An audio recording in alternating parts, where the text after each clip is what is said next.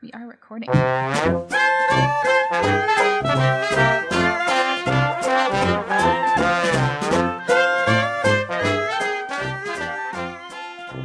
Alright, welcome back to another episode of First Reaction Fan Reaction. I am your host, Cailin Clothier, and with me is my co-host, Dara Whitman.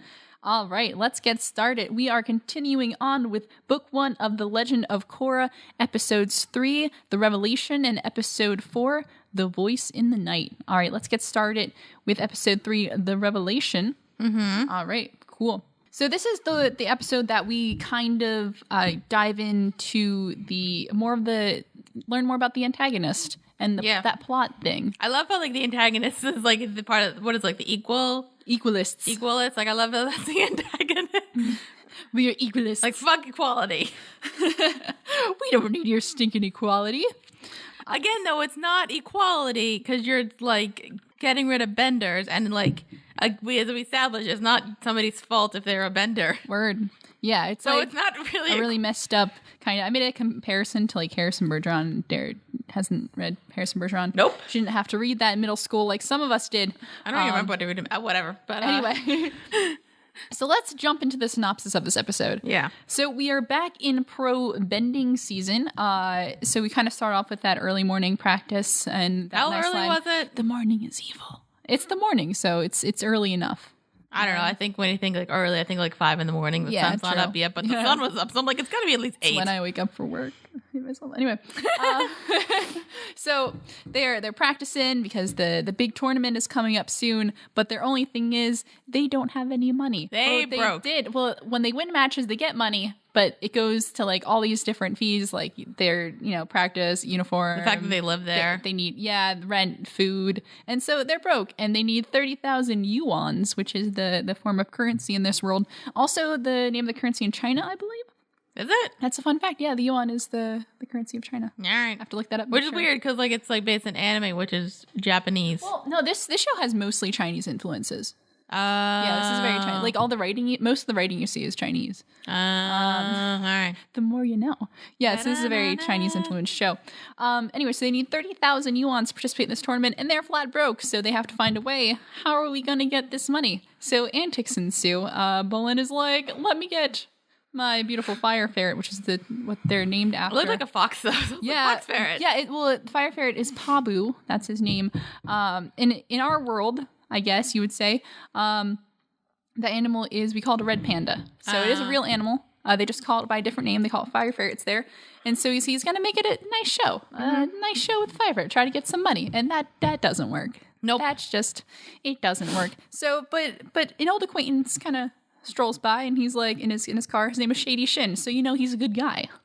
Yeah. Anybody whose name is Shady, you're like, I automatically trust him. But he works for the Triple Threats, I think.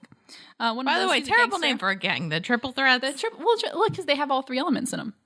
Still, it's a terrible name for a gang. Triads. I thought that was kind of cool. Anyway, so a guy from the Triple Threats is like, hey, got a job for you, boy. We'll give you some cash money. And he's like, all right, man, cash money. By the way, I know like what happens, but what was the job? The job, no, they were just security. That's all I have here. Okay. Because like, like what? Probably just some muscle work. Considering what comes up later, I didn't know what the job was. Yeah.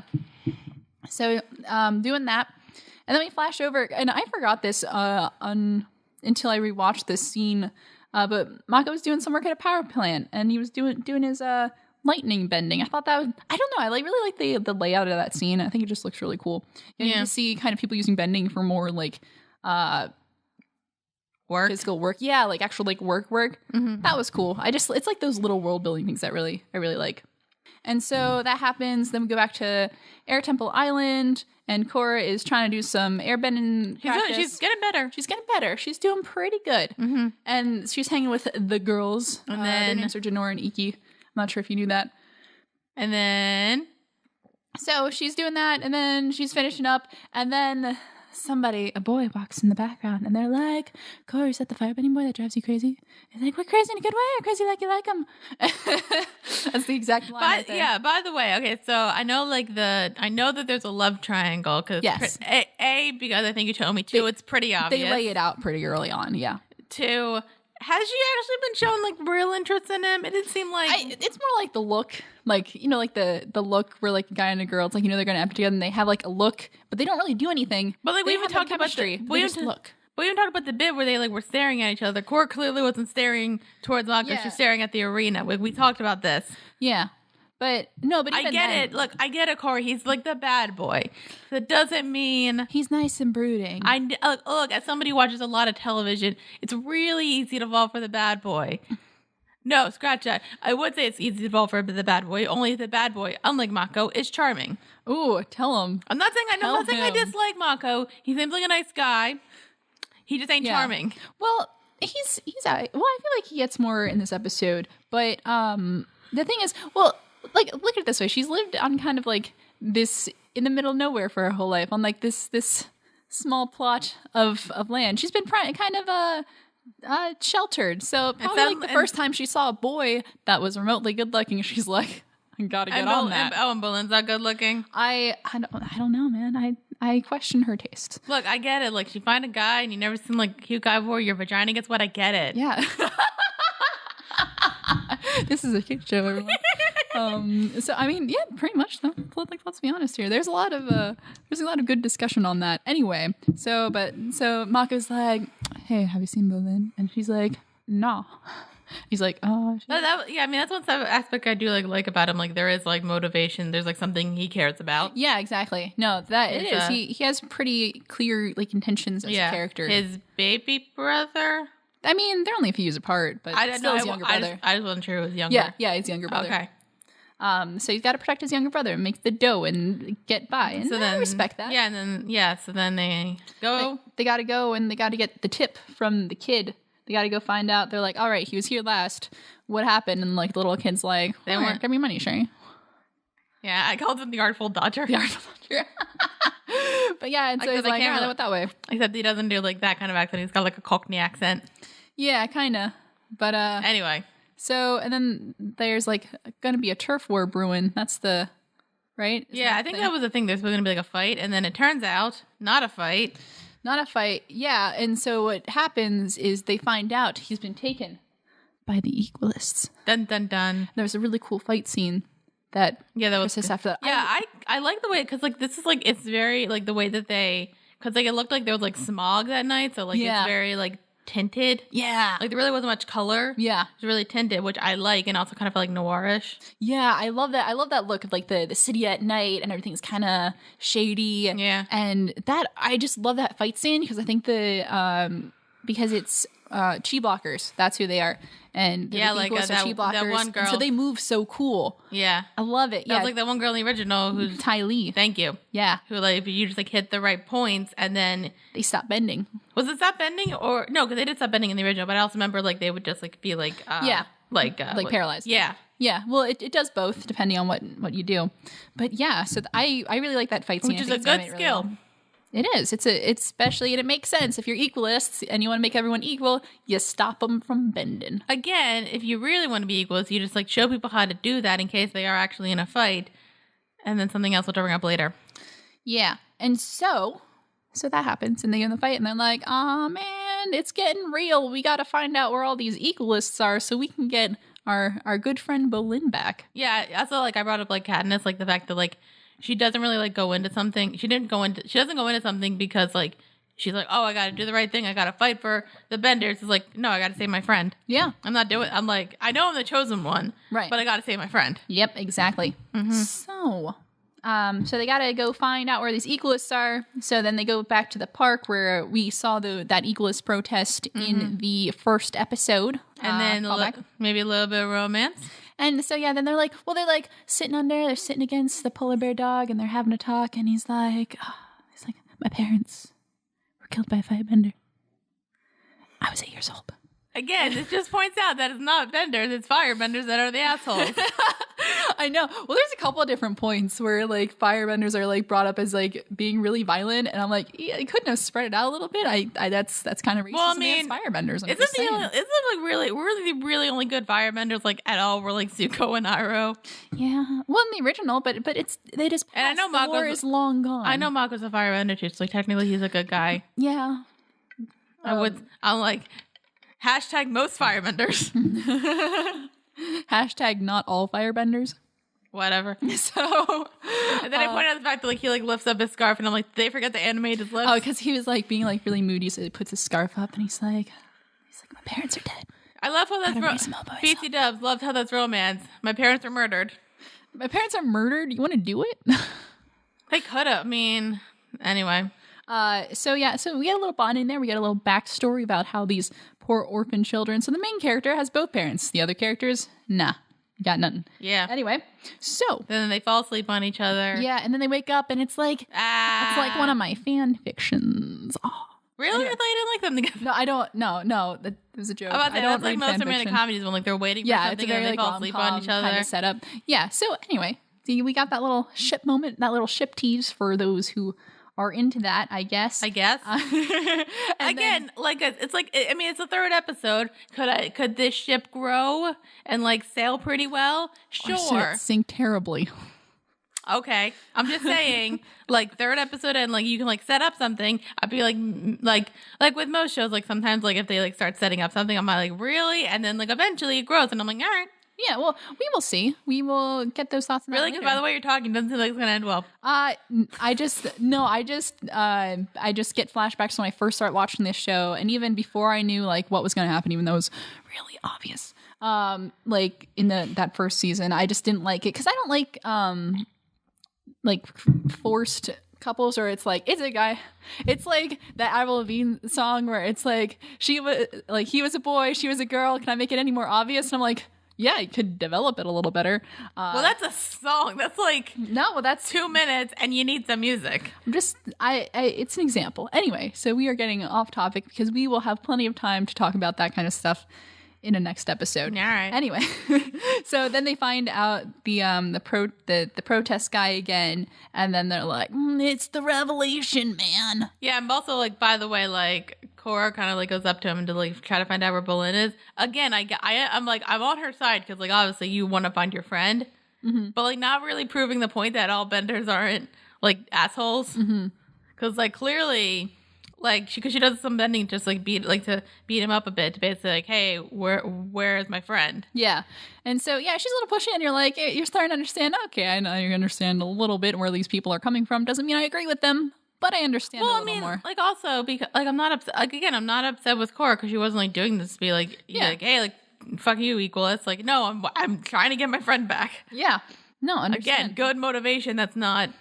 Like fighting the bad guys. Yeah, good for her. So they figure out about this. There's this rally that they got to go to, and then like there's a map on the back of the flyer. Spoiler, that was kind of obvious. So then they got to go to the secret rally. They got to kind of disguise a little bit. I love their disguise. It was so like 1920s. I'm like, yeah, Korra had like the cute hat. Yeah, I also like Mako's hat just because they had like the kind of hat. I just love their outfit was so cute. I'm like looking at a picture of it right now. I have the wiki up.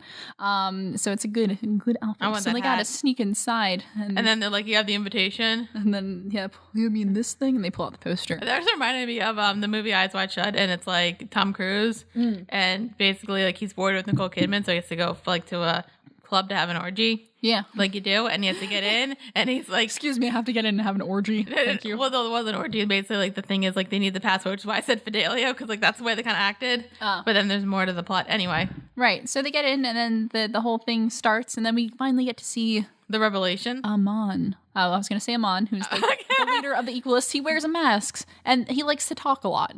He's like V. He's like, yeah, I would say. He's V for Vendetta. And he's like, the spirits gave me this power. And the firebender killed my family. I'm pretty sure that's where he says it. So he's like V and a televangelist. Yeah. It's a weird, terrible mix of the two. So he's like, spirits gave me this power to take people's bending away. And everyone's like, that sounds fake, but okay. So he demonstrates... Well, we should also point out, like, they take the bending power away for good. It's not like the other way. Not like the chi blocker where it's like temporary. This is like permanent, like you done. Yeah, like the other things, like it'll be away for, like originally they would take away for like 20 minutes and then you were good. Yeah. And it's like, nope, forever. Yeah. So... I was like, okay. So he demonstrates by taking out this gang leader, this lightning bolt Zolt. This guy who can lightning bend. One firebend. He did a little bit of firebending. Well, to lightning bend, you have to be a firebender. Yeah. So Anyway, So he fights Lightning Bolt Zolt, and Lightning Bolt Zolt loses horribly. And then he gets his bending taken away. yeah. So basically, really creepy, it's basically like the same thing as the pokey paralyzing thing, but instead you get like the neck and then like the temporal lobe. Yeah, the or like right here. Yeah. Isn't it where? I don't know anything about the brain. Oh no! I was thinking that isn't it like where Aang like did the energy bend thing and like hit the Fire Lord? Yeah. And then got rid of his bending. Yeah. Thanks, Aang. Thanks, Aang. Aang is the new Obama, where we just go, thanks, Aang. I know you saved the world and stuff, but So yeah, and then you're like, oh man, this ain't good. it's real. Like, this is some legit kind of stuff here. Yeah. So then they bring up the other people who are going to get their bending taken away Including from all Bolin, this. which yeah, is- Bolin is there, and He's the last Bolin- one, obviously, because Yep. you need to save him. because you gotta get that time in. So then they're like, man, we got to stop this rally. So then they go stop the rally. Korra has a little fight with that one dude. And there's an The doorman. explosion. Yeah. There's an explosion. There's steam everywhere, and then fighting, and then they escape. Hooray! Right after Mako flings the guy across the room. That is a personal highlight of the episode for me, where he just whoosh, Hooray! flings the guy across. And so they get out, but then they're stopped by the lieutenant, who is the second in command to Amon. He has the big lightning sticks, lightning rods, and so they fight that guy, and he's a little scary because he makes things go sparky. But they get out. They fight, then they get out. They fight, they get out, they escape, and everything is good, sort of. Although I did like the part where like Bolin's like on the ground and then I want Naga. to get on your back. Yeah. Or it's like Naga, maybe like throw him on your back. I like how like Korra's like, Mako, I'll save you, and then like Naga's like, I got the other one. This is fine. Apparently nobody cares about Bolin, even though we just saved his life. Or his bendingness. I don't think he would have died. No, he wouldn't have died, but he would have. That would have been even like worse. I mean, I feel like it's terrible. I feel like if this wasn't a kid show, they probably do the thing where like you get rid of the bending powers, but it also kills them. But like you also just die inexplicably. Yeah, and so then we go back to Airtable Island, and then Tenzin's like, "Yo, Korra, what's up?" And Korra's like, "Oh man, I just saw some things go down." And he's like, "What? That's impossible." And she's like, "Nah, man, it's possible." No, this is bad. And Is that the end? yeah, and that's pretty much where we I end. found it's an interesting way it ended because like she's like clearly not okay. Yeah, we leave this episode and the next episode both leave off on a very like unsteady, unsure, like kind Which of I downer like. notes. Yeah, no, it's good. Yeah, It's I mean, a I good way to kinda- end the episode. Yeah, I mean, I kind of like the idea that, like, oh, like, obviously, like, there was the way where you, like, because obviously she's never dealt with people who can, like, take away your power, even for, like, temporary. Yeah. But then you're kind of like, all right, yeah, I got rid like, my power's not around anymore, but, like, it's, like, what, 20 minutes? I'll be fine. No big deal. The fact that, like, oh, here's a guy who can take it away for good. Right. And I think, like, it's kind of established more in the next episode saying, like, yeah, like, if you don't have these bending powers, like, what are you? Mm-hmm. Which is also why, like, I'm kind of, like, thinking, like, hey, you equalists. You can't just like get rid of the bending powers because you're gonna ruin people's lives. Yep. Like it's not it's not their fault that they're a bender. They're born that way. Mm-hmm. Yep. Yeah, we're getting into some deep discussion here. What makes a person a person? What makes a bender a bender? What makes a non-bender a non-bender? So that pretty much wraps up that episode, though. Mm-hmm. So what were your overall thoughts on this episode? We are past that kind of pilot point, and we're really starting to get to know the antagonist, really diving into that plot. So Yeah, what are your thoughts? I on really that? like this episode because, like, I mean, it was like it felt like it was pretty simple. Just like, hey, this guy gets kidnapped, let's go save him. Mm-hmm. But like, I really like the way it looked. Like, it was very noirish and like just like classy looking. Yeah, I like Korra's hat. Yeah. It's a nice, Highlights of the episode: hat. it was a nice hat. And I mean, I like the fact that like it's interesting because like usually you don't find out like the villain's like plan until like much later. It's like, oh, episode 3, here's the plan. Yeah, it's it. We're gonna get rid of all of their bending powers. That's not really the mystery here. Isn't what the bad guys are going to do. They're very upfront about it because it's more of it's a social movement, really. Yeah. It's not just a couple of guys in a room doing like, hey, we're going to do this stuff. It's mobilizing a social movement of non-benders feeling like they're oppressed and they want to take power. But are they really equal, or is it a power move, or is it what? So that's where the discussion is on that, and we will. Well, clearly, like if you're saying like, oh yeah, we're gonna be like equal, like yeah, because like the benders have been have been ruling us for a long time. Which seeing in the next episode, I've got points about that. Ooh, yeah. But like the fact of the matter is like just like getting rid of them, you're basically as bad as whatever. It didn't seem that the Benders even want to get rid of the people who are non-Benders. No. They just like treat them like shit. Yeah, and it's not even, we don't even really see them getting treated badly, but it seems more like something that's, I think I said this last episode, it's more deeply ingrained in the society, where it's like Benders, they have more perks because they have like these extra abilities non-Benders don't. So you can really, and even, well, that's more of a next episode thing that we can get into. But you kind of start to see where some of those differences are. I just thought of something, although I just thought of something, but I might be wrong. And you can either probably just say, no, I'm wrong until like the end, and then I'll be surprised. Is like, because like Amon's going to be like revealed like who he is like later on. Mm-hmm. Is that one of Aang's kids? Because I know one of them's a non-Bender. I will say, back when this series was first airing, there was a lot of crazy theories on who Amon secretly was. And that was so funny. Just to see the different things that people would say. Some people were like, it's Aang. And we're like, how can it be Aang? That doesn't make any sense because he's dead. And they're like, but it could be Aang. No, that doesn't make sense. Yeah, but so there are a lot of different theories and a lot of different ways it could go. I will not comment on who it is. Yeah, it's not, I mean, just kind of keep building those theories. Like maybe like the one kid who's a waterbender, and then obviously Tenzin would be like maybe treated like a bit differently because they're actually benders. But then again, I don't see Aang and Katara treating one of their kids like crap. Yeah, because they're not a bender. I feel like they'd be pretty good with all their kids. But, like, I just thought about it would suck if, like, you were the only non-bender out of... Yeah. Maybe they had a fourth kid who probably wouldn't be a secret bender. Kid. There you go. Problem solved. That's who Amon is, the secret kid. So that's kind of...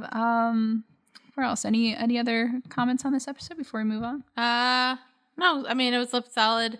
simple. I about to say like I was about to think like, oh, this kind of felt like filler, but like it's not really not filler because you get a huge plot point. Yeah, you get kind of that revelation. Yeah, if you will, like I'd say it's kind of like it's fillery up until like the climax end basically, and then you like obviously get like the thing that they're probably gonna have to defeat over the series or just the season. That main antagonist. Yep. Is for this I know because I know like this.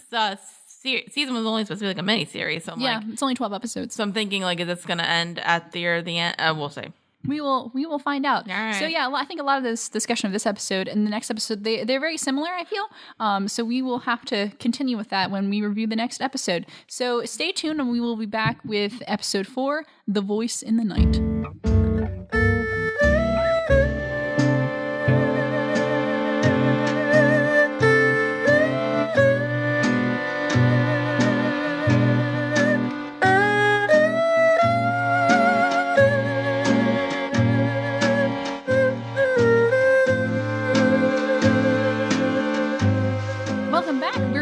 To review the 4th episode of Book 1 Legend of Korra, The Voice in the Night. All right, let's get started. The Voice in the Night. This is kind of a downer episode, really. The last episode was kind of a downer episode, I guess. I'd say this episode was darker.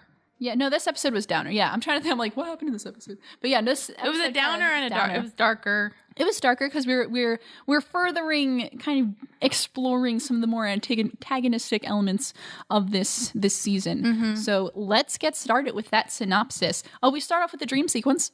Yeah. Did you know that was a dream sequence? I assumed it was. Yeah. Because like, why would Amon like just go into? Hey, how did he know we're actually? It's probably pretty obvious where Korra's like staying. Yeah. But then why would you like? And it's kind of like explained to the end of the episode. Why would you want to take the Avatar's power away now? Yeah. Like that's something. She hasn't really done anything wrong yet, so people like her. Yeah. Like yeah. I guess I didn't think about it that way. I was thinking just kind of like hey, like why would you want to take? Like, why would you just go in there and take a power away now? Like, don't you want like a big fight or whatever? But it does make more sense that like you need people not to like her. Yeah, exactly. That's what he said. He's like, you'll be viewed as a martyr if this happens now. And then you gotta wait. Yeah. So then they've already lost before they really got out of the gate. And you complained that she was wearing shoes to bed. And I know, well, like she has their things that Amon comes in and attacks, and then she wakes up and like the cold sweat kind of wake up, and she's wearing shoes, and I thought that was weird. Well, maybe they're because I know like I've had them. They're like kind of like they're like slippers like shoes, but they're kind of like really like thin. So I have them. No, it was the regular shoes that she wears like on the street. No, I'm not. I'm just saying like they might be like one of those like they're like really really like thin, so they're kind of like sock like. I guess. But they're thick enough to be shoes, so that like you can actually like. You know what? I've got socks like that. I don't know. They're nice. Homegirls wearing shoes to bed. It's weird. So She also wearing the same clothes to bed, technically. yeah, like It made sense when PJs. like and Katara and Sokka did that because they were traveling around. Yeah, exactly. No, have Tenzin take you to like Chinese Macy's or something. Well, also like he gave you other airbending clothes. He doesn't have any airbending pajamas. I guess not. Also, why is your hair still up like that? Like that looks uncomfortable. I really question this girl's sleeping habits. I think she needs an intervention.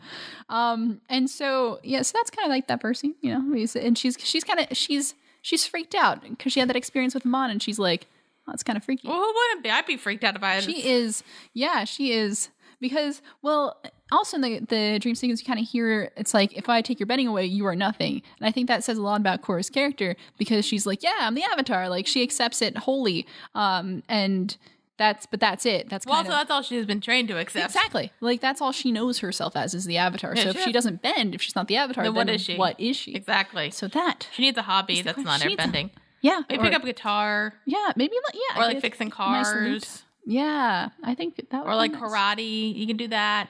Yeah, just like some art, maybe some finger painting. Yeah. Anyway, so next scene, we're at City Hall, and we get to look at the council, because we know Tenzin is a councilman, but we don't know much about the other council. So there's like 5 of these guys, each representing the different nations. Yep. So you know, you got your Air Nation, you got your Earth Nation, you got your Fire Nation, and you got 2 for the Water Tribe. You got a Northern guy and a Southern guy. And so we get to see Tarlok, who looks really creepy. Like, you just look at the guy and you're like, something's up with that guy. Point. Yeah. One, I hate him. Hate him. Done. Hold up. Only one episode and I hate this guy. Well, I'm like, this guy's gonna be like, this guy's a dick. Yeah. Oh yeah, he is. Yeah, and then like 2, I want to bring up this point about like the equalist. Here's something that to be equal: put some non-benders on the council. Yeah, that's the thing.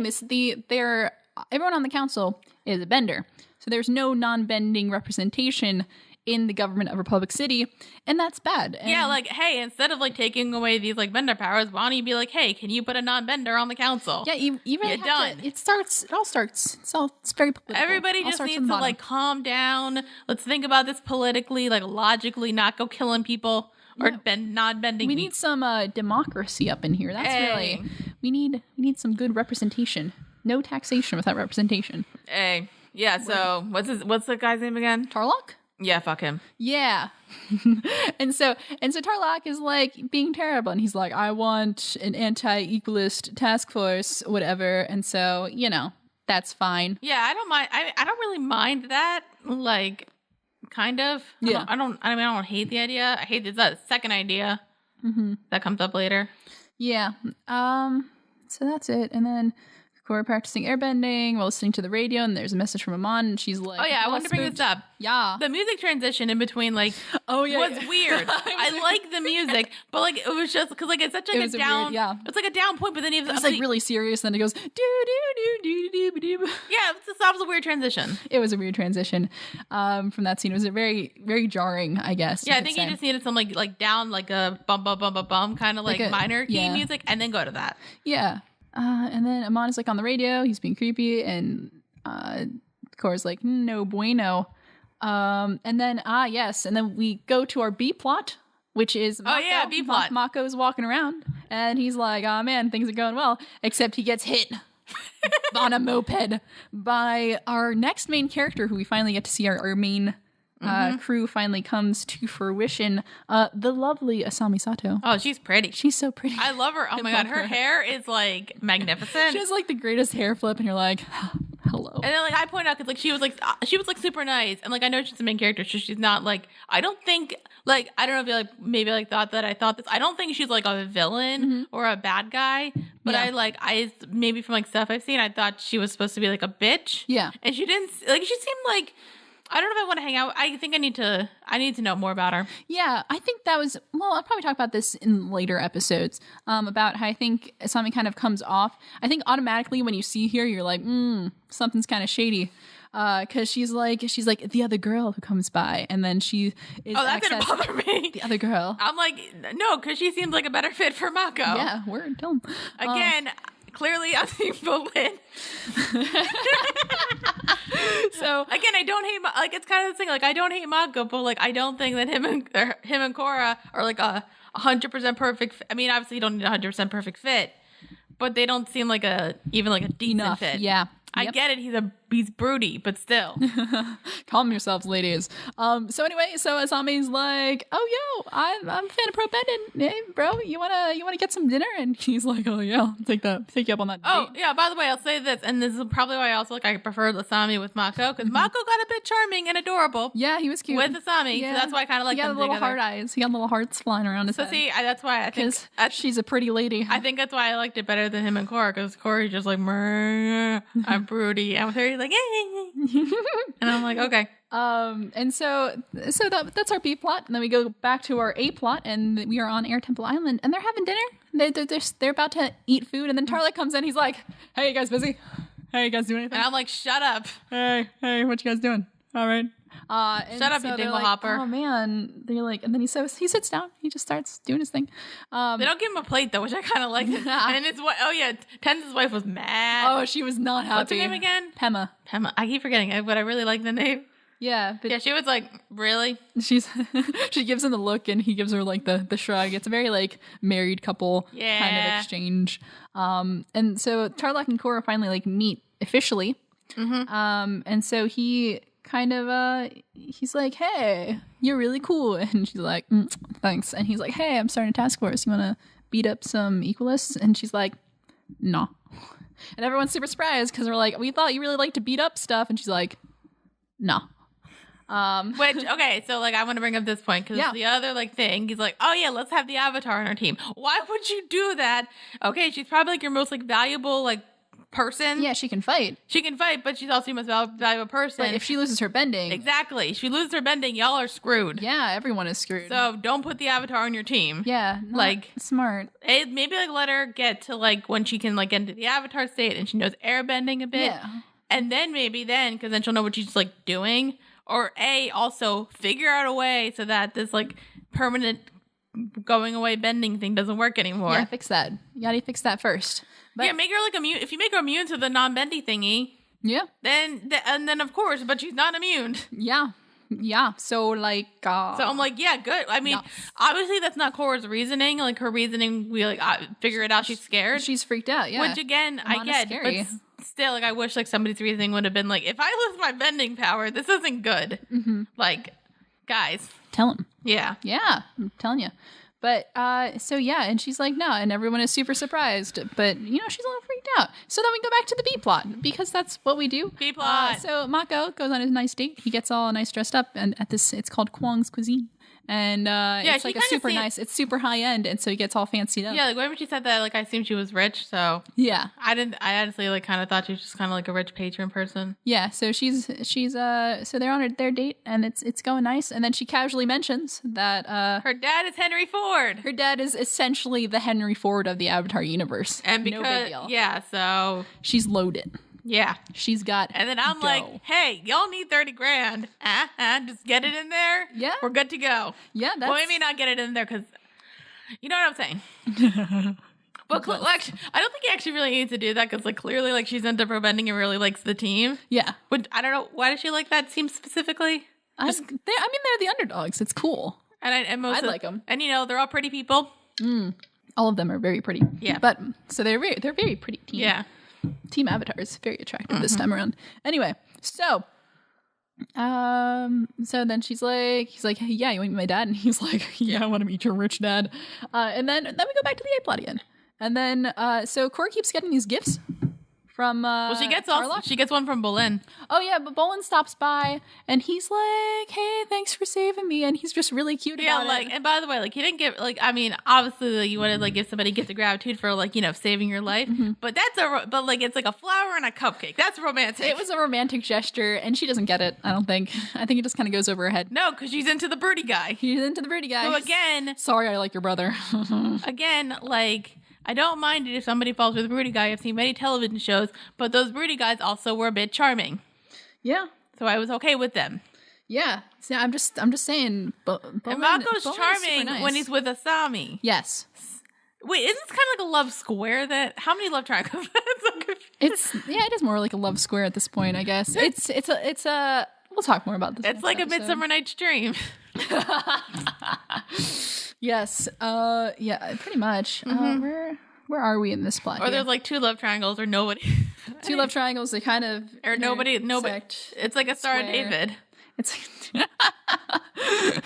wonderful. Anyway, and so Tarlok starts giving her gifts, and then Bolin is cute, and then we go back to B plot, and Mako meets Asami's dad, Hiroshi Sato, and then he's like, hey, I want to sponsor your team because my daughter really likes your stuff. And he's like, yeah, so they have money now. Yeah. Yay. And also, because there's a point where he basically, like, all they want you to do is, like, wear, like, your symbol, like, on your uniform. Yeah. And I thought there was going to be, like, a plot point coming up about, like, them, like, selling out, which would have made me mad. Because, like, I don't like, it's not selling out. It's, I want to keep doing what I want to do. Right. And somebody's giving me money to do it. Yeah, they told me to do this, like, one little thing. Yeah. Like, fine. Yeah, but that's not really where the plot goes. It's just kind of... I'm talking about that. I'm like, oh, thank God, no selling out plot. Yeah, that would have been it would have been an unnecessary side plot, I think. I don't know if it comes up later, but like... Yeah, no. Okay, good. Anyway. But, so, finally, Tarlok's gifts are dumb, and so he throws a party for Korra. There you go. A nice gala, if you will. I thought it was pronounced gala. Is it gala or gala? I say gala. I say gala, too. Maybe it's a Pennsylvania thing. Yeah. Because, like, I helped, like, run a gala, and we called it a gala. Yeah, that's weird. I have heard some people say gala, though. Gala or gala. So it's a party, essentially. It's a dance, and everybody looks really pretty. Yeah. Everybody dresses up, looks very nice. Although you're pointing out that, like, Korra and Tenzin's, like, outfits just look like... No, well, all the airbenders' outfits are, like, the same, but they wear, like, a robe over it. And I'm like, that you're just being lazy at that point. By the way, why did they bring the kids? Please properly dress your children. Why did they even bring the kids? This is like an adult party. Yes, they couldn't find a babysitter. How did they not find a babysitter? I don't know. There's a lot of people who live on that island, but I don't know why they couldn't just find... Also, we never really talk about that either. Like, there's, like, other people who live on Air Temple Island. Oh, I just kind of assume that. Yeah, but, they're called acolytes, so they can't airbend, but they follow the lifestyle of airbenders. So that's a side note. And they couldn't take care of the kids? I don't know why they couldn't take care of the kids. Also, like, one of the kids is, like, 11 or 12. Like, she can take care of the kids. I started babysitting at 12. Oh, true. Same though. So then there's a party, and everybody's being party, and that's where Korra finally sees Asami, and then she's kind of sketched of her. Yeah, like I'd be kind of wondering, like, why are Mako and Belinda here?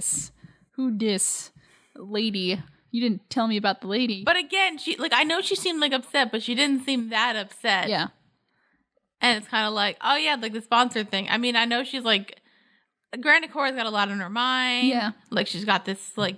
The fact that she can lose her bending power. She's got a lot going on in her head right now. She's got this guy that she likes. Like, I think it's more like her brain mixing with her hormones. Like, it's just word.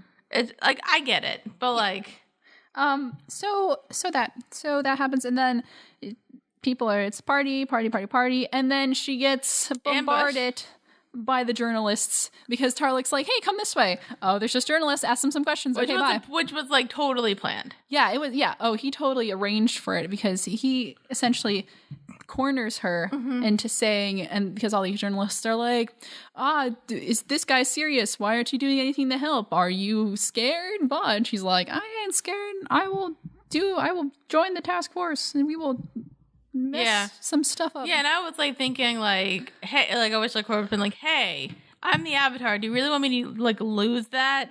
Guys, if you really need me, like maybe like let me finish all my training. Yeah. And then we'll figure out a way to do it. Yeah. Seriously. Like, calm down.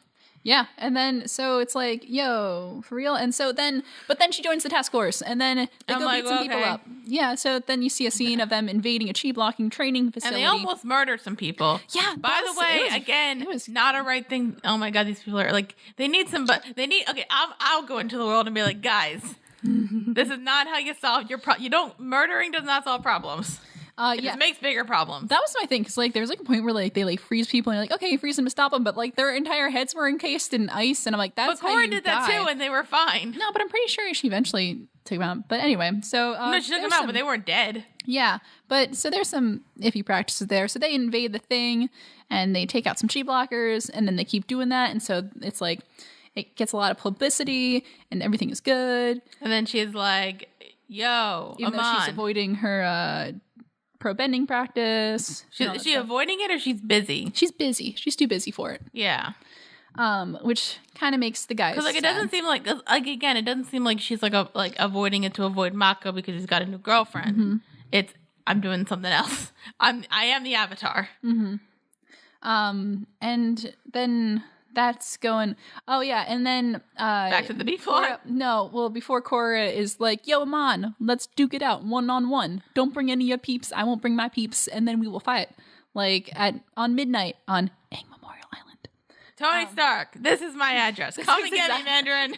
That's exactly what it was. And so I'm like, okay, that's a terrible idea, lady. I didn't think it was a terrible idea. I mean, granted, she doesn't know fully what she's doing. I don't think you can't really trust Amon to be like, yeah, I'm not going to bring any of my people along. Yeah, you did point out, we'll get to it later, but I think we need to go to the other B plot point. So this is the last kind of B plot point where it's like a romantic carriage ride through the park.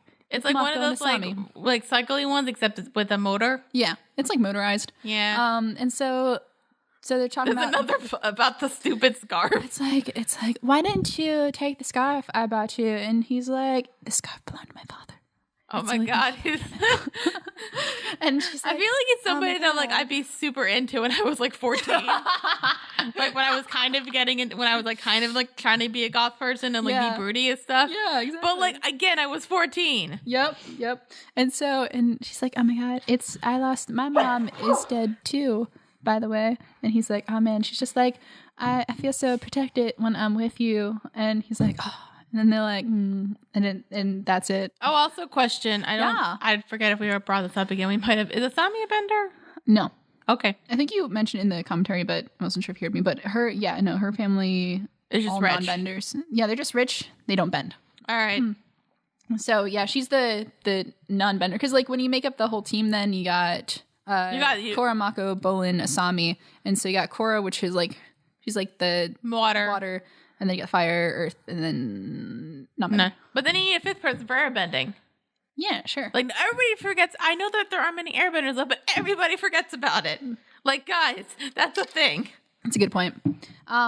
So that's the end of the B plot there. So we're done with that romantic subplot. For now. We'll get back to it very shortly. All right. So then Korra goes to the Memorial Island, and then she waits there, and then it's midnight, and then it doesn't come, and she's like, oh, I gotta leave. And so she gets up to leave, but then she is ambushed. Yeah, Amon cheats. Amon cheats by bringing 20 guys. Yeah, guy. Dude, where's the honor among these folks? Again, if you're doing equal thing, this person's saying, hey, 1-on-1, don't be a dick. Mm-hmm. So that happens, and then she also gets her bending taken away for a bit. No, well, she gets chi blocked. Okay. So she can't really move. She's kind of momentarily, she can't really do much. Mm-hmm. And then Amon comes and then she's like, oh man, he's going to take my powers away. But then he doesn't. I was going to say, I didn't think he was going to take away her powers, but it looked like he was about to. And I'm like, that's the dumbest thing you could do.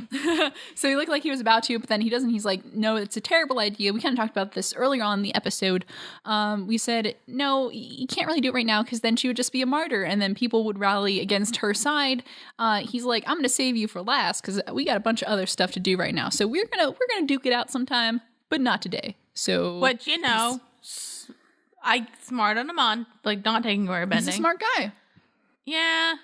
So he knocks her out, and then there's a weird flashback moment, and then we're like, oh, what's this? Why is everyone young? Or but old. They didn't even look that. But they weren't young. No, they were adults. They weren't Avatar: Last Airbender young. No, they're adults. So, and then you're like, oh, what's this? But before we have answers to that, Korra wakes up and Tenzin comes in, and then Korra's like, oh. She admits that she was scared. And then she cries a lot, and then that's the episode. Yeah. I end on her crying. No, but I like that, though, because, she's been this, constant, tough person. Yes. And then, finally something scares the hell out of her. Yes. And, she wasn't admitting it because then it's kind of well, then I'm not this tough person anymore. Mm-hmm. But, to Tenzin, who is kind of a father figure, even though she has a father. He's very much a father figure, yeah. Even though she has a father. People can have more than one dad. Yeah, it's true. But so then, she, there's some vulnerability saying, no, I'm terrified. Yeah. I don't think she admits that, if she loses her bending power, then what is she? I don't think she admits that. She doesn't talk about that necessarily, but she does admit, that she's very scared.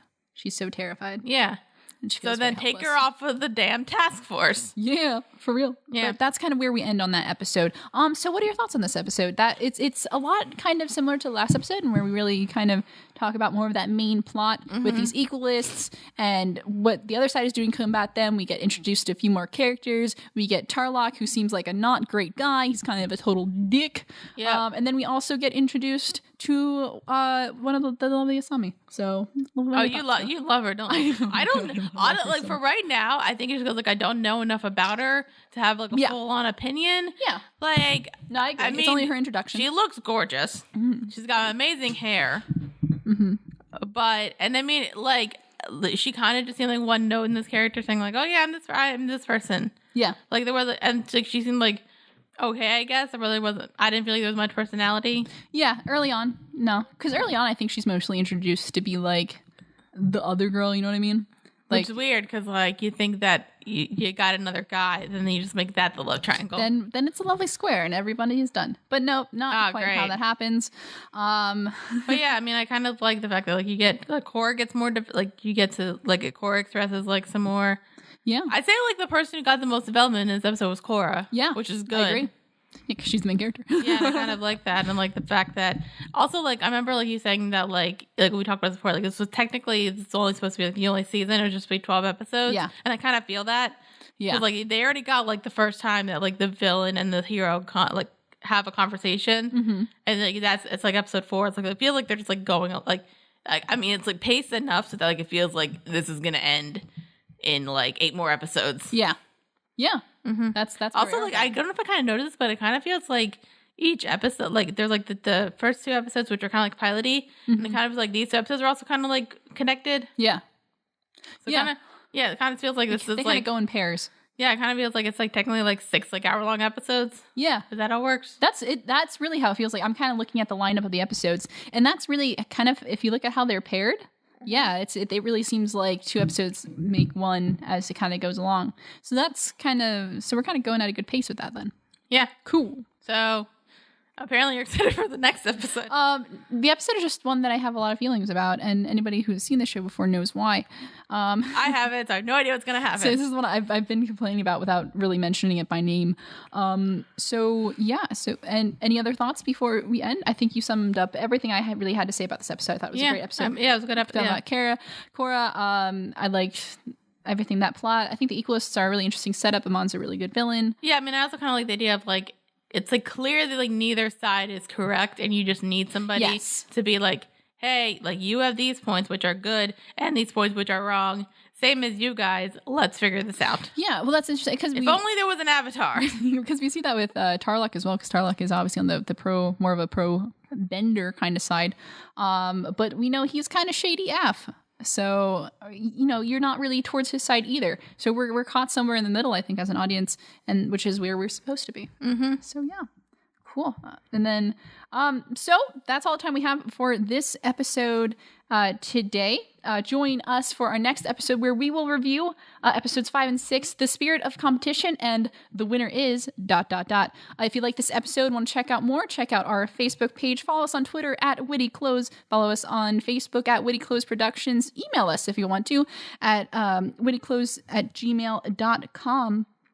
And like, subscribe, share with your friends, do all that crazy stuff. All right, until next time, I am your host, Cailin Clothier. With me is my co-host, Dara Whitman. All right, we will see you next time. Peace. Peace.